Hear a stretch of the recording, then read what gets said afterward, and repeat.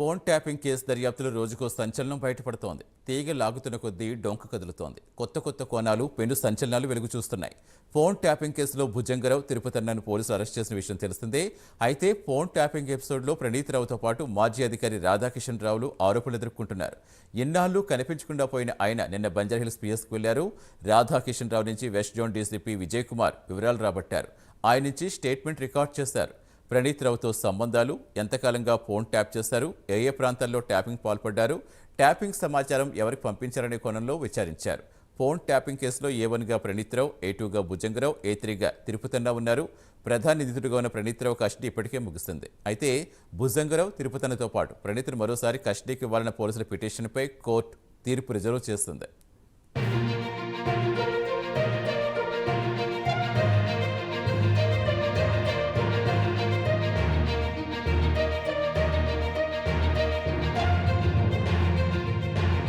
పూర్తి వివరాలు ఇచ్చేందుకు మా కరెస్పాండెంట్ కుమార్ జాయిన్ అవుతున్నారు. Good morning Kumar. సో మొత్తానికి ఫోన్ ట్యాపింగ్ కేసు రోజుకో సంచలన విషయంతో ప్రకంపనలు సృష్టిస్తోంది. తాజా అప్డేట్స్ ఏంటి? Thank you Satish. Phone tapping కేసులో దర్యాప్తు వేగవంతం అయితే చేశారు. మొత్తానికి ఈ రోజు 4వ రోజు రాధాకిషన్ కస్టడీలో అయితే విచారించున్నారు. రాధాకిషన్ రావు నుండి స్టేట్మెంట్ అయితే రికార్డ్ చేశారు. మొత్తానికి రాధాకిషన్ రావు ఒక న్యాయవాది ముందే పోలీస్ బృందం కూడా విచారిస్తుంది. మొత్తానికి బృందం కూడా పూర్తిగా సహకరిస్తున్నట్లు కూడా తెలుస్తుంది.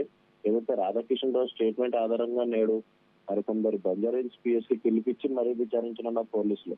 మొత్తానికి ఫోన్ ట్యాపింగ్ కేసులో ఎవిడెన్స్ కలెక్ట్ చేయడంపై దర్యాప్తు ముమ్మరం చేశారు. కొన్ని సర్వీస్ ప్రొవైడర్ నుంచి వివరాలు సేకరించే పనిలో పూర్తిగా దర్యాప్తు బృందం అయితే నిమగ్నమై ఉంది. అలాగే ఎస్ఐబి కార్యాలయంలో లాగర్ రూమ్స్ నుంచి స్పెషల్ ఆపరేషన్ టార్గెట్స్ ఎస్ఐబి పేరిట ఎవరు ఫోన్ ట్యాప్ చేశారో తెలుసుకునేందుకు కూడా సర్వీస్ ప్రొవైడర్లకు సమాచారం ఇవ్వాలంటూ కూడా నోటీస్ అయితే జారీ చేశారు.